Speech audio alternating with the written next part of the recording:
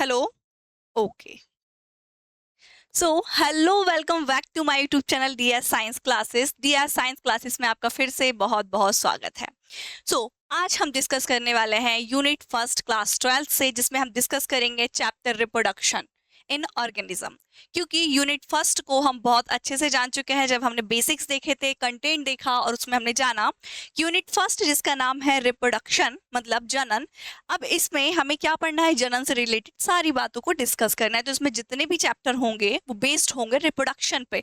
Meaning मतलब इसका ये होगा कि आखिर जनन क्या होता है ये पढ़ेंगे हम। इसमें इंट्रोडक्शन जानेंगे कि जनन क्या है, एंड देन उसके बाद हम ये देखेंगे कि जनन कितने प्रकार का होता है, किस ऑर्गेनिज्म में कौन सा जनन पाया जाता है। ये सारी चीज हम आज इस चैप्टर में डिस्कस करने वाले हैं। सो यूनिट 6 मतलब 12th क्लास की यूनिट फर्स्ट से लिया गया चैप्टर रिप्रोडक्शन इन ऑर्गेनिज्म, जिसे हम आज डिस्कस करने वाले हैं। चलिए आइए हम स्टार्ट करते हैं आज के टॉपिक को। आपको नाम दिखाई दे रहा होगा चैप्टर का कि आखिर क्या नाम है इसका। क्लियर? एक मिनट। ठीक है, तो इसका नाम हमें दिखाई दे रहा है रिप्रोडक्शन इन ऑर्गेनिज्म मतलब जीवों में जनन। क्या नाम है इसका? जीवों में जनन। तो इसमें हम क्या जानेंगे कि जीवों में आखिर जनन होता कैसे है। क्लियर? कहानी समझ में आ रही है? क्या जानेंगे हम इसमें कि आखिर एक जीव कैसे जनन करता है, जनन क्या होता है। ये हम क्लास 10th में अच्छे से पढ़ चुके हैं, क्लास 9th में भी हमने इस पे डिस्कस किया था। एंड देखा जाए तो क्लास 7th एंड 8th से हम डिस्कस कर रहे हैं थोड़ा थोड़ा कि जनन आखिर होता क्या है, कैसे जनन होता है, जनन के क्या क्या प्रोसेसेस होते हैं। अब हम डिटेल में जानेंगे कि आखिर जनन में ऐसा क्या चीज आ जाती है जिसके कारण रिप्रोडक्शन हो जाता है, क्या है यूनिट ऑफ रिप्रोडक्शन, ये सारी चीज डिस्कस करेंगे हम। ठीक है, और उसका फॉर्मेशन आखिर कैसे होता है। So today will be talk about reproduction in organism मतलब आज हम बात करेंगे जीवों में जनन कैसे होता है, एक जीव जनन किस तरह से करता है, किस तरह से वो सरवाइव करता है और अपनी संतान को उत्पन्न करता है। क्लियर? आइए आज के टॉपिक को हम डिस्कस करते हैं, स्टार्ट करते हैं। First topic is reproduction. बहुत प्यारे से बच्चे हैं, समझदार हैं, सभी लोग जानते हैं कि जनन क्या होता है, क्योंकि हम स्टार्टिंग से इसे देखते आ रहे हैं कि आखिर जनन क्या है। मेनली सिंपल है, इस पे ज्यादा बात नहीं करेंगे। जनन क्या है? अपने जैसी संतान को उत्पन्न करने की जो प्रोसेस होती है, प्रक्रिया होती है, उसे क्या बोलते हैं? हम जनन बोलते हैं। मतलब रिप्रोडक्शन क्या है? अपने जैसी स्पीसीज को क्रिएट करना। क्या कहलाएगा? जनन। मतलब एक काऊ से बेबी काऊ का बर्थ, जन्म होगा, डॉग से बेबी डॉग का जन्म, है ना, इंसान से इंसान का जन्म, बच्चे का, है ना। ऐसा तो होगा नहीं कि इंसान से जानवर का जन्म हो जाए। होता है क्या ऐसा? कभी देखा है आपने कि गाय कुत्ते को जन्म दे दे? होता है? नहीं होता। अच्छा, वॉइस क्लियर ना आए तो आप कमेंट कर सकते हैं कि थोड़ा सा इशू हो रहा है, ताकि उस पर ध्यान दिया जाए। बार बार चेक करना थोड़ा डिफिकल्ट हो जाता है। क्लियर? तो हम बात कर रहे हैं जनन को लेके, रिप्रोडक्शन को लेके। तो मेनली रिप्रोडक्शन क्या है? सेम टू सेम अपने जैसी संतान को उत्पन्न करने की प्रक्रिया जनन कहलाती है। क्लियर? मतलब अपने जैसी स्पीसीज को क्रिएट करना ही क्या है? रिप्रोडक्शन है। ओके, ये तो समझ में आ गया, इसमें कोई नई बात है ही नहीं, ये तो हम स्टार्टिंग से देख रहे हैं। तो जनन क्या है? Reproduction is the production of offspring. There are two types of reproduction. मतलब ये क्या बात हो गई? रिप्रोडक्शन तो समझ में आ गया, जनन तो समझ में आ गया, जीवों द्वारा अपने समान संतान को या बच्चों को उत्पन्न करने की प्रक्रिया ही क्या कहलाती है? जनन कहलाती है। अब ये जो जनन है ये दो प्रकार से होता है। मतलब अब बचपन में, मतलब हमने पिछले क्लासेस में तो देख लिया कि जनन क्या है।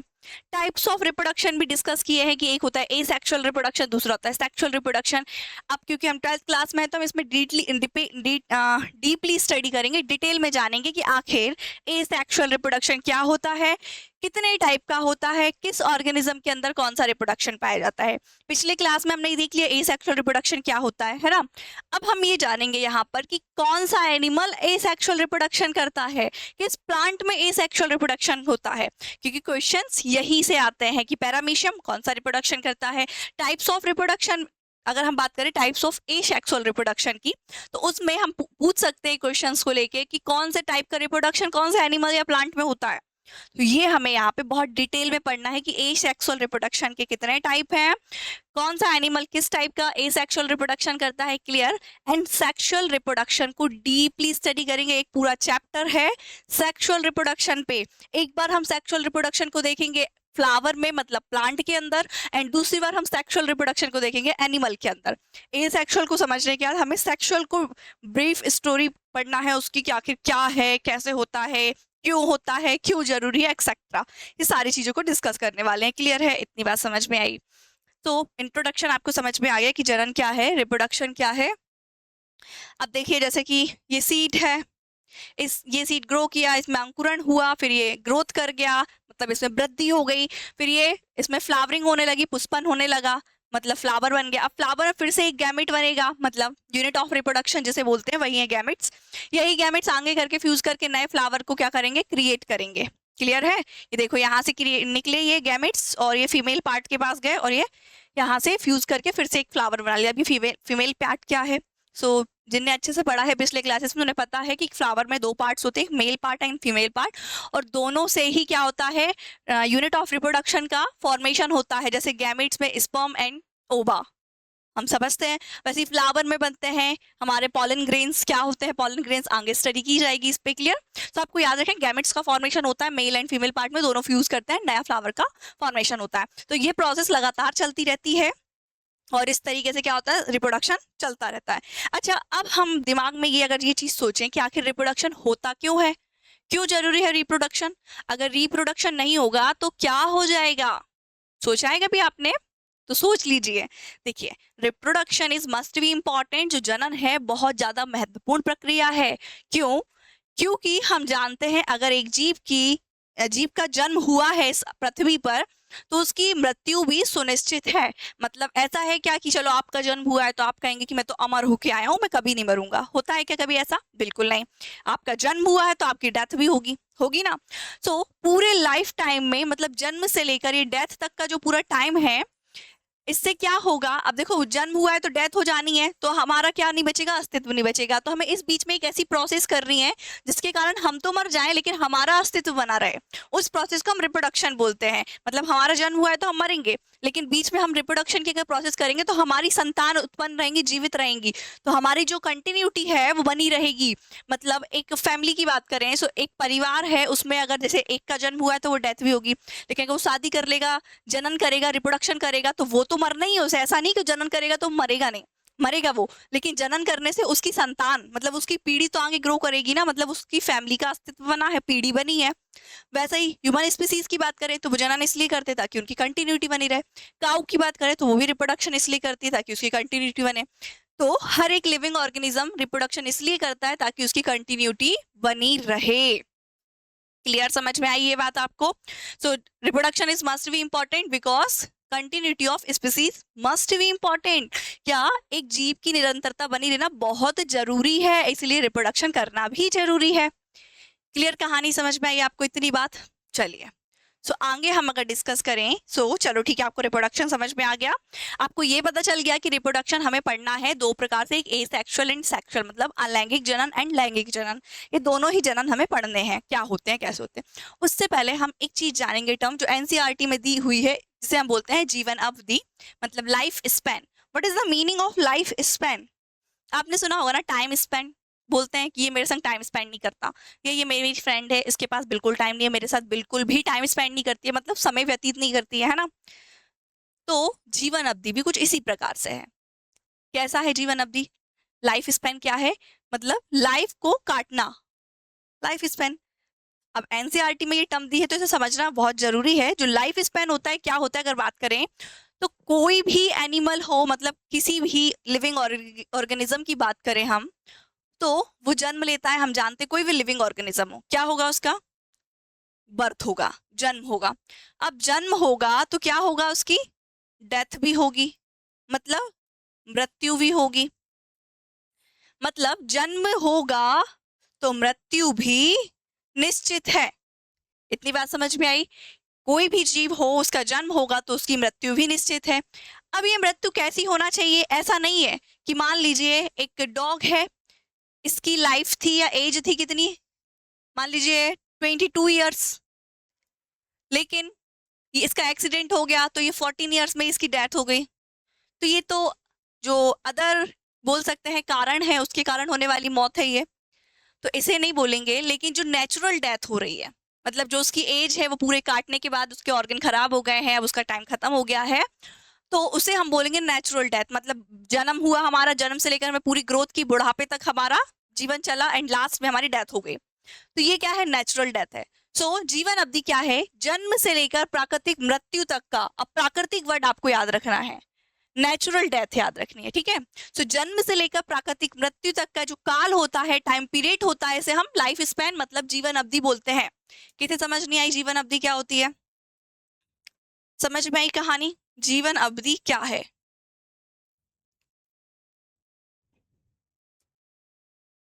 देखिए ये डेफिनेशन आ गई यहाँ पे हमारी, अभी आपको नाम से क्लियर हो जाएगा। देखिए जीवन अवधि क्या है, ये जन्म हुआ है, क्या हुआ है, ये बच्चे का जन्म हुआ है, फिर इसकी ग्रोथ हुई हुई हुई हुई हुई, फिर लास्ट में क्या हुआ, ये बूढ़ा बूढ़ा हो गया एंड यहाँ पे इसकी क्या हो जाएगी, मृत्यु हो जाएगी, ठीक है। This is a natural death. पहले बचपन आता है, फिर मतलब धीरे धीरे हम एडल्ट होते हैं, ग्रोथ करते जाते हैं, फिर मैच्योर हो जाते हैं एंड लास्ट में हमारा बुढ़ापा आ जाता है ना। सो ये जो है पूरा प्रोसेस है एंड उसके बाद जो मृत्यु हो रही है, डेथ हो रही है, उसे हम नेचुरल डेथ बोलते हैं। सो जन्म से लेकर नेचुरल डेथ तक का ये जो टाइम पीरियड होता है, समय अवधि होती है, इसी को हम क्या बोलते हैं, जीवन अवधि, लाइफ स्पैन बोलते हैं। क्लियर, समझ में आया? फॉर एग्जाम्पल के लिए ह्यूमन स्पीसीज बोलते हैं, उसकी एज बहुत से लोग बोलते हैं 100 ईयर्स होती है, कुछ बोलते हैं 80 ईयर्स होती है। सो कोई भी लिविंग ऑर्गेनिज्म में हम ह्यूमन स्पीसीज की बात करें, तो अगर वो जन्म से लेकर 100 तक जिया या 80 तक जिया, तो हम बोलेंगे ये नेचुरल डेथ है। मतलब इसकी लाइफ स्पेन, अगर वो 80 में मर गया तो इसकी लाइफ स्पेन 80 हो गई, 100 में मर गया तो इसकी लाइफ स्पेन 100 हो गई। कोई कोई लोग क्या होता है कि वो 70 में ही डेथ हो जाती है उनकी, तो बोलते हैं उसकी लाइफ स्पेन 70 हो गई। लेकिन हम अलग अलग जीव की अलग अलग जीवन अवधि तो याद कर नहीं सकते कि भाई तुम 70 साल जिए हो, तुम्हारी जीवन अवधि 70 हो गई, तुम 40 साल जिए हो तो तुम्हारी जीवन अवधि 40 हो गई। ऐसे तो हर एक लिविंग ऑर्गेनिज्म की अलग अलग स्पीसीज की, मतलब अलग अलग लिविंग ऑर्गेनिज्म की अलग अलग लाइफ स्पेन होगी, जीवन अवधि होगी। तो हम क्या करेंगे, मैक्सिमम नंबर ऑफ स्पीसीज को मेजर करेंगे और फाइंड करेंगे कि अधिकतम जीव या अधिकतम जाति कितने साल जीती है, और जो हम फिर डिफाइन करेंगे उससे हम बोलेंगे औसत आयु, average life span. Life span and average life span में मेन डिफरेंस क्या है? लाइफ स्पैन अगर आपसे कोई नॉर्मल पूछता है तो जन्म से लेकर नेचुरल डेथ तक का ये जो टाइम पीरियड है, इसे हम बोलते हैं क्या, लाइफ स्पैन। यही बात करें एवरेज लाइफ स्पैन, तो एवरेज लाइफ स्पैन क्या है, मैक्सिमम नंबर ऑफ स्पीसीज कितना जीती है। मतलब अगर मान लो इंसान की जाति की बात करें, हम ह्यूमन स्पीसीज की बात करें, तो ह्यूमन स्पीसीज का maximum number of life span क्या होगा, मान लीजिए 80 ईयर्स, 80 साल जीते हैं, ठीक है। सो 80 साल हम क्यों बोल रहे हैं, तो इसकी एवरेज आयु क्या हो जाएगी, औसत आयु हो जाएगी कितनी, 80 साल। लेकिन अब हमें पता है कुछ लोग 40 जिएंगे, कुछ 30 जिएंगे, कोई 25 में ही चले जाएंगे, तो सबकी अलग अलग हो गई। लेकिन सबसे ज्यादा कितना है नंबर ऑफ स्पीसीज का, living time, life time 80 years, तो दिस इज अ औसत आयु, मतलब एवरेज लाइफ स्पैन। क्लियर है, आपको समझ में आया? मतलब हम वो एवरेज लाइफ स्पेन किसी स्पीसीज को मेजर की जाती है, मैक्सिमम नंबर ऑफ स्पीसीज की लिविंग या लाइफ को फाइंड करते हैं, उसे हम एवरेज आयु बोलते हैं, या एवरेज औसत आयु, या फिर एवरेज लाइफ स्पेन बोलते हैं। लेकिन लाइफ स्पेन क्या है, बर्थ से लेकर डेथ तक का पूरा टाइम पीरियड। तो बोल सकते हैं जो लाइफ स्पेन होती है वो अलग अलग हो सकती है हर एक लिविंग ऑर्गेनिज्म की, लेकिन औसत आयु मतलब औसत लाइफ स्पेन या औसत जीवन अवधि अलग अलग नहीं होगी, एक फिक्स्ड होगी कि इंसान की जाति इतने साल जिएगी, कुत्ते की जाति इतने साल जिएगी, और गाय की जाति इतने साल जिएगी। क्लियर है? तो इतनी कहानी समझ में आई। डिफरेंस याद रखना है आपको कि जो औसत आयु है वो अलग नहीं होगी, वो फिक्स्ड होगी, क्योंकि वो मेजॉरिटी ऑफ स्पीसीज को फाइंड करके देख रहे हैं हम। और यही बात करें हम लाइफ स्पैन की, तो लाइफ स्पैन पर्टिकुलर हर एक पर्सन की अलग हो सकती है। क्यों हो सकती है? मान लीजिए ये बच्चा है, ये मान लीजिए 80 ईयर्स में इसकी डेथ हुई, इसके बाद एक दूसरा बच्चा है, उसकी डेथ 40 ईयर्स में हो गई ग्रो करने के बाद, फिर तीसरा बच्चा है, उसकी 40 के से पहले हो गई, 30 में हो गई, या किसी की 100 में हुई, किसी की 100 बोल सकते हैं 5 में हुई, मतलब 105 साल जिया। तो हर एक पर्सन की लाइफ स्पैन अलग अलग होगी, हो सकती है भाई, ऐसा नहीं है कि अगर आप 100 साल जिए तो आपके बगल वाला भी 100 साल ही जिएगा, उसकी डेथ पहले हो सकती है। तो लाइफ स्पैन अलग होगी, लेकिन एवरेज लाइफ स्पैन क्या होगी, इक्वल होगी, सेम होगी, क्योंकि अधिकतम लोग 80 साल में ही मरते हैं, 80 साल तक ही जीते हैं। रेयर कंडीशन है जो 110 या 120 साल के हो जाते हैं, होते हैं लेकिन रेयर, मतलब बहुत कम केसेस देखने को मिलते हैं। और यही बात करें तो बहुत कम नेचुरल डेथ लोगों की हो जाती है 20 साल में या 25 या 40 साल में। क्लियर। सो इसे हम क्या बोलेंगे, जो औसत आयु है वो फिक्स्ड होगी, और जो लाइफ स्पैन है, जीवन अवधि, वो अलग अलग पर्टिकुलर पर्सन की हो सकती है। क्लियर, कहानी समझ में आई? क्लियर। सो यही बात करें अब हम डेफिनेशन की। सो यहाँ पे हमारी डेफिनेशन दी हुई है, आप लोगों को पढ़ लेना है फटाक से। क्या है life span? Life span is defined as the maximum number of years that a human can live। अब से लाइव देखिए, अब सिर्फ यहाँ पे सिर्फ ह्यूमन नहीं होगा, क्या बोल सकते हैं, लिविंग ऑर्गेनिज्म, मतलब जीव।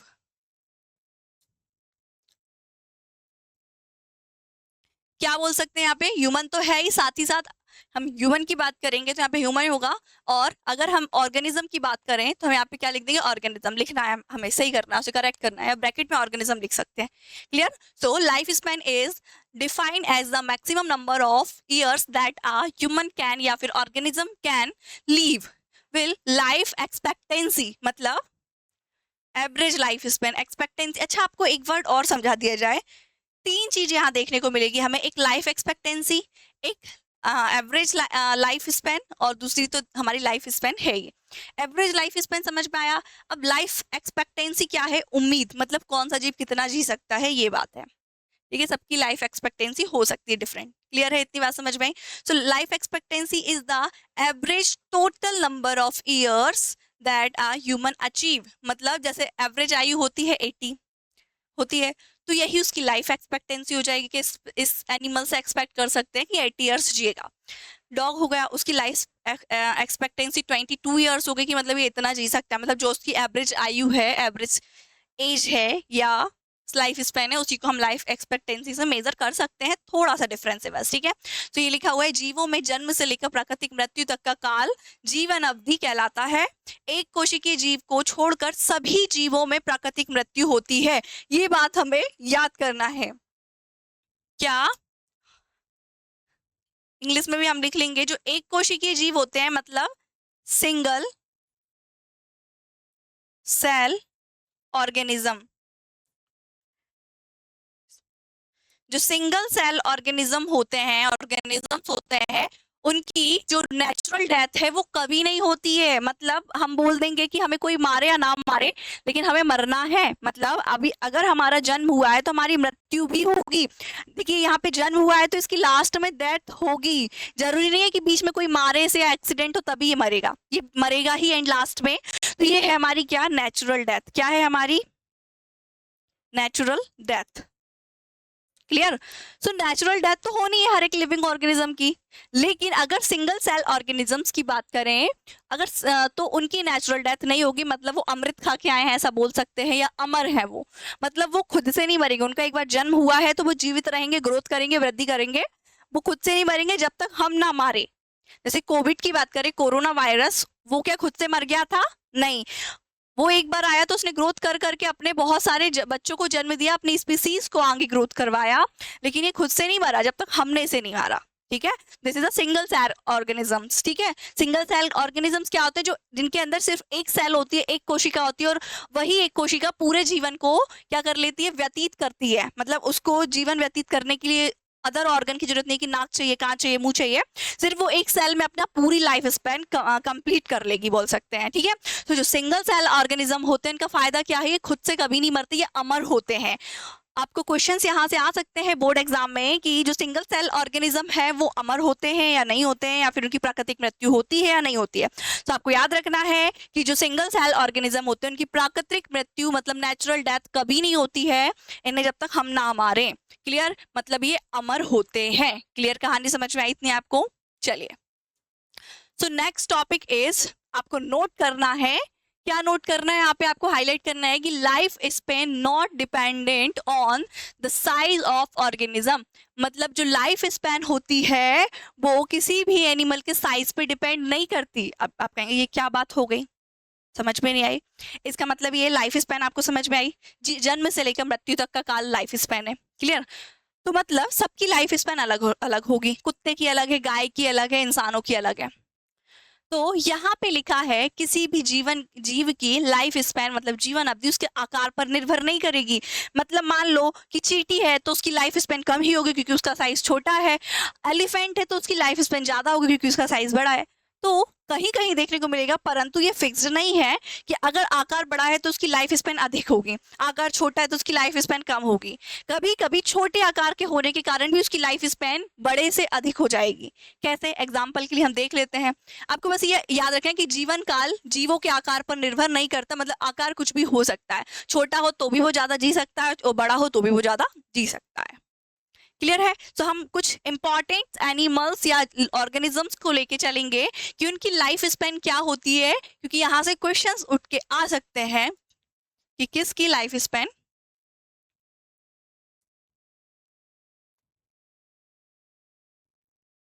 देखिए, तो यहाँ पे कुछ लिविंग ऑर्गेनिजम्स है जो एनसीईआरटी से लिए हुए हैं, और जो कुछ हमारे बचे हुए हैं इनमें उनको हमें फिल करके लाना है खुद से। क्लियर?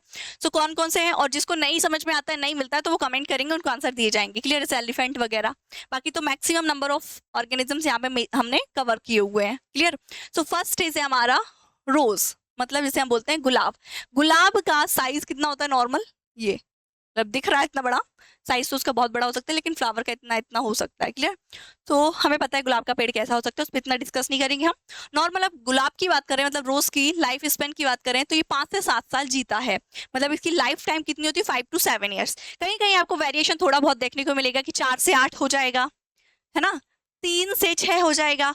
तो हमें एवरेज लेके चलना है जो एनसीईआरटी में मेंशन किया हुआ है। तो हम देखेंगे कि 5 से 7 साल एक गुलाब की जीवन अवधि होती है। क्लियर है? कहानी समझ में आई? मतलब एक बार आप गुलाब के पौधे को लगाओ तो 5 से 7 साल तक वो जिएगा, देन उसके बाद उसकी डेथ हो जाएगी। क्लियर? Natural death. सो इसकी लाइफ स्पैन क्या है? 5 to 7 ईयर्स।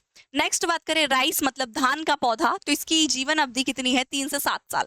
मतलब एक बार आप धान लगा दो तो 3 से 7 साल ये जिएगा, ऐसा बोल सकते हैं। लेकिन हम क्या करते हैं, हर साल चेंज करते हैं, क्योंकि हमें क्रॉप प्रोडक्शन के लिए क्रॉप रोटेशन में चलना पड़ता है ताकि सॉइल की प्रॉपर्टी बरकरार रहे। क्लियर? ये क्या है ये आगे डिस्कस करेंगे। सॉइल की प्रॉपर्टी जो एग्रीकल्चर से बिलोंग करते हैं, हमारे अंदर चैप्टर भी दिए हुए हैं इसके, तो हम आगे डिस्कस करेंगे कंजर्वेशन वगैरह में। क्लियर? सो एक धान का पौधा 3 से 7 साल जीता है, ये धान का पौधा हो गया हमारा। यही बात करें बरगद मतलब बनियन ट्री, तो ये 400 प्लस ईयर्स, मतलब 400 प्लस। इसका मतलब ये है कि कहीं कहीं आपको 250 से 600 तक देके रखेगा या 500 तक देके रखेगा, तो बोल सकते हैं कि 400 से अधिक साल तक जीता है। क्लियर है? फिक्स एज नहीं है। एनसीईआरटी में के हिसाब से हमने क्या किया है, ये 400 प्लस चलता है, मतलब 400 से ज्यादा साल तक ये जीता है बरगद का पेड़, बनियान ट्री। नेक्स्ट बात करें केले का पेड़ मतलब बनाना ट्री, तो ये 2 से 3 साल तक इसकी जीवन अवधि होती है, मतलब 2 से 3 साल जीता है। डॉग की बात करें मतलब कुत्ता, तो ये 22 साल। अच्छा, आपने डॉग का सुना होगा, कोई बोलता है इसकी आयु तो सिर्फ 10 साल होती है, 14 साल होती है, 15 साल होती है। तो वो तो डिपेंड करता है कि कौन सा डॉग किस डिसीज के कारण कब डेथ उसकी हो जाती है। क्लियर? जैसे हम बोलते हैं हमारे अंदर मतलब ह्यूमन स्पीसीज के अंदर वैसे लाइफ होती है उसकी 180, लेकिन 50 के पार जैसे हम होते हैं तो हम क्या बोलते हैं कि अब जीवन का ठिकाना नहीं है, 50 हो गया, मतलब 60 में भी मर सकते हैं, 70 में भी मर सकते हैं, 80 में भी मर सकते हैं। वैसे ही इसकी जो डॉग है इसकी एवरेज, मतलब एवरेज की क्या बात करें हम, नॉर्मल लाइफ स्पैन की बात करें, सो इसकी 22 होती है, लेकिन इसकी अलग अलग डॉग के हिसाब से अलग अलग हो सकती है, किसी की 13, किसी की 14, किसी की 17, किसी की 18, लेकिन मैक्सिमम हम अगर मेजर करें मेजोरिटी तो 22 ईयर्स है हमारी डॉग की लाइफ स्पैन। बटरफ्लाई मतलब तितली की बात करें तो तितली की लाइफ स्पैन बहुत कम होती है बेचारी, 1 से 2 हफ्ते या 3 इसमें मर जाती है वो। तो नॉर्मल हमें याद रखना है कि 1 से 2 हफ्ते में क्या तितली मर जाती है, मतलब 14 से 21 दिन के बीच। क्लियर है? अब यहाँ बात करें हम तोता मतलब पैरोट, तो इसकी आयु 140 साल होती है। अच्छा, अब आप देखिए साइज देखिए जरा तोते का, कैसा दिखता है तोता पैरोट? छोटा सा है भाई, इतना बड़ा नहीं है, लेकिन उसकी आयु कितनी है? 140 साल है। यही बात करें काऊ, गाय, तो काऊ की 22 ईयर्स है भाई, 22 साल है। तो काऊ का साइज तो बड़ा है लेकिन पैरोट का साइज छोटा है, लेकिन फिर भी पैरोट की आयु जीवन अवधि ज्यादा है काऊ के अकॉर्डिंग। सो यहीं से ये प्रूव होता है कि किसी भी लिविंग ऑर्गेनिज्म या जीव का जो जीवन अवधि है वो उसके आकार पर निर्भर नहीं करती है, आकार कुछ भी हो सकता है। क्लियर? सो तोता जो है पैरोट है उसकी लाइफ स्पेन 140 ईयर्स है। क्रोकोडाइल मगर की होती है 60 ईयर्स। हॉर्स मतलब घोड़े की होती है 40 से 50 साल। कछुआ टर्टल की होती है हमारी 100 to 150 ईयर्स, और कौए की होती है 15 साल, और गाय की होती है हमारी 22 साल।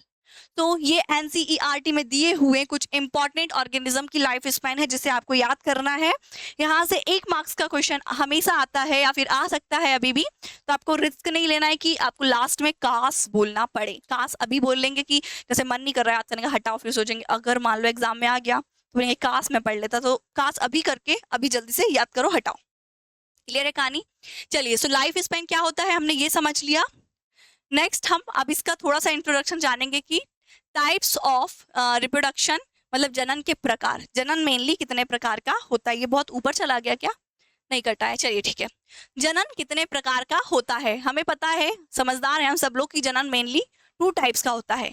एक सेक्सुअल रिप्रोडक्शन मतलब लैंगिक जनन, दूसरा एसेक्सुअल रिप्रोडक्शन मतलब अलैंगिक जनन। क्या होता है? अच्छा, थोड़ा सा आपको समझा दिया जाए। देखिए, पहले हम बात करते हैं एसेक्सुअल रिप्रोडक्शन की, मतलब अलैंगिक जनन की। क्या होता है अलैंगिक जनन?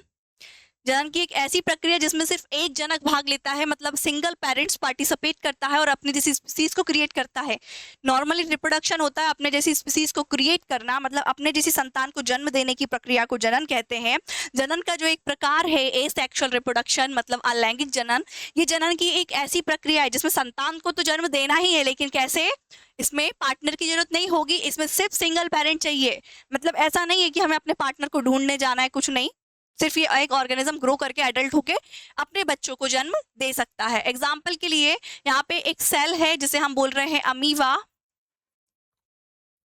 ये क्या करेगी? इसका सेल है, ये पहले ग्रो करेगी और इसके क्या न्यूक्लियस में डिवीजन होगा। जैसे न्यूक्लियस का फर्स्ट डिवीजन होता है कैरियोकाइनेसिस, एंड लास्ट में ये क्या करेगी? इसका साइटोप्लाज्म क्या हो जाएगा? डिवाइड हो जाएगा, तो ये हो जाएगा और ये डिवीजन हो गया दोनों ही सेल का। तो this process is asexual reproduction मतलब अलैंगिक जनन। मतलब एक सिंगल पेरेंट, क्या है ये?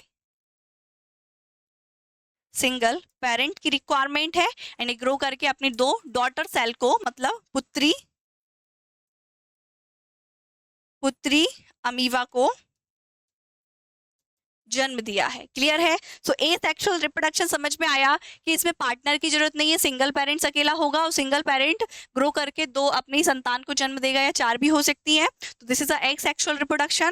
क्लियर? अब सेक्सुअल रिप्रोडक्शन की बात करें तो सेक्सुअल रिप्रोडक्शन में पार्टनर की रिक्वायरमेंट होती है, एक मेल एंड एक फीमेल, मतलब नर और मादा, 2 पार्टनर की रिक्वायरमेंट होती है। दोनों आगे चल के फ्यूज करते हैं एंड नई संतान को जन्म देते हैं। क्लियर है? तो आपको दोनों में मेन डिफरेंस क्या समझ में आया? यहाँ पे सिंगल पेरेंट्स होता है, 2 या 2 से अधिक संतान को जन्म देता है, और यहाँ डबल मतलब 2 जनक होते हैं, मेल एंड फीमेल, नर और मादा, और नई संतान को जन्म देते हैं जो सिंगल है। जस्ट अपोजिट है। अब मेन डिफरेंस इसमें क्या है? अब देखिए, इस इन दोनों पार्टनर की जरूरत है यहाँ पे, तो पार्टनर अकेले से तो होगा नहीं। यहाँ पे एक ऐसी चीज है जो क्या रिप्रोडक्शन करने में हेल्प करेगी, उसे हम बोलते हैं युग्मक। क्या बोलते हैं? युग्मक, मतलब गैमेट। क्लियर है? गैमेट। सो गैमेट क्या है? Unit of reproduction. So gamete का फॉर्मेशन हमारे मेल एंड फीमेल पार्टनर में होना ही है। अब जब मेल के अंदर जो होगा गैमेट्स का फॉर्मेशन, उसे हम क्या बोलेंगे? स्पर्म। स्पर्म, मेल के अंदर स्पर्म का फॉर्मेशन होता है, तो दिस इज अ स्पर्मेटोजेनेसिस, मतलब गैमेटोजेनेसिस हो रहा है। Gametogenesis means formation of gamete, मतलब गैमेटों का निर्माण होना, युग्मक का निर्माण होने की प्रक्रिया को युग्मक जनन या गैमेटोजेनेसिस कहेंगे। अब दोनों ही नर और मादा के अंदर चल रहा है। नर के अंदर स्पर्म का निर्माण होता है, शुक्राणु का निर्माण होता है, तो इसे हम बोलेंगे शुक्राणु जनन, मतलब स्पर्मेटोजेनेसिस। जबकि फीमेल के अंदर अंडाणु का निर्माण होता है, मतलब इसे अंडाणु जनन कहेंगे, मतलब oogenesis, एग का फॉर्मेशन हो रहा है।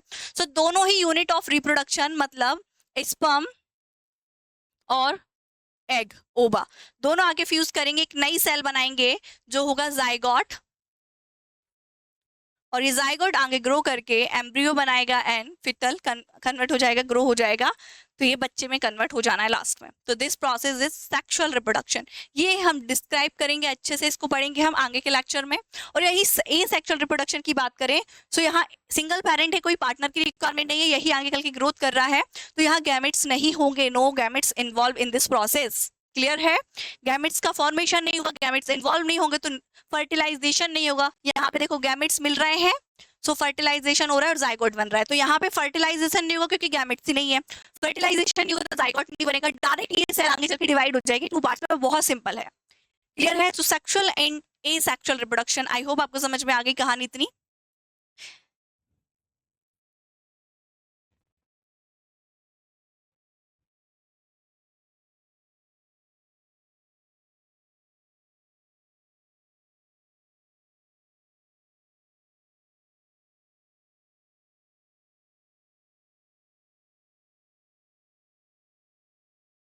देखिए ये हमारा एग्जाम्पल हो गया सेक्सुअल रिप्रोडक्शन का। ये देखिए एग है, एग से फ्यूज हो रहे हैं स्पर्म, और यहाँ पे कई सारे स्पर्म आएंगे, लेकिन सिर्फ एक स्पर्म इसे फर्टिलाइज करेगा। आगे चल के इसकी डिटेल स्टडी करेंगे हम, स्पर्म क्या होता है, कैसे बनता है, एंड एग कैसे बनता है, ये सारी चीज, ठीक है? तो this is the sexual reproduction, मतलब इसमें एक male gamete and female gamete आके फ्यूज करेंगे, नई जनरेशन का फॉर्मेशन होगा। जबकि यही बात करें तो देखिए एक प्लांट से यहाँ पे ऐसी किसी पार्टनर प्लांट की जरूरत नहीं है, यही आगे चल के ग्रो कर जाएगा। तो this is the asexual reproduction, clear है? सो आई होप आपको आज का लेक्चर समझ में आया है। आज हम सिर्फ डिस्कस इतना ही करने वाले हैं।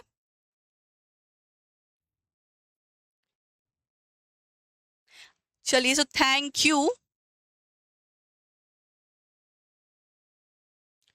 For watching my video. धन्यवाद, आपने हमारी क्लास को देखा। आज हमने डिस्कस किया कि रिप्रोडक्शन मतलब जनन क्या है, जनन के कितने प्रकार होते हैं, लाइफ स्पेन क्या है, कुछ ऑर्गेनिज्म की लाइफ को डिस्कस किया, उनकी लाइफ स्पेन कितनी होती है ये देखा। तो हमें इसे याद करके आना है। मेन हम अगर बात करें तो हम क्लास 12 के लेक्चर्स को स्टार्ट कर चुके हैं, हमारा नया सेशन स्टार्ट हो गया है। हमें कंटिन्यू क्लास लेना है तो हमें सर्च करना है यूट्यूब पर DS science classes, DS science classes. वहां प्लेलिस्ट आपको class 12th, class 11th, class 10th and class 9th तक की बायोलॉजी की सभी क्लासेस आपको मिलेंगी। लेकिन ऐसा नहीं कि डायरेक्ट मिल जाएंगी, अभी आपको धीरे धीरे आगे चलना पड़ेगा, स्टेप बाय स्टेप। ऐसे नहीं कि आप डायरेक्ट छत पे कूद जाएंगे, आपको धीरे एक जीना चढ़ना पड़ेगा, फिर दूसरी सीढ़ी, तीसरी सीढ़ी, चौथी सीढ़ी। तो सीक्वेंस में आपको सारे चैप्टर्स दिए जाएंगे। सो अगर आपको कंटिन्यू क्लास लेना है तो आपको यूट्यूब पे सर्च करना है DS साइंस क्लासेस एंड उसे सब्सक्राइब करना है, फॉलो करना है चैनल को, ताकि आपको टाइम टू टाइम नोटिफिकेशन मिलती रहे कि कब कौन से चैप्टर को हमने अपलोड कर दिया है। एंड समय के साथ रहते हुए हम लाइव क्लासेस भी स्टार्ट करने वाले हैं। So thank you so much watching my video. इसी प्रकार हमारे साथ बने रहिए। धन्यवाद।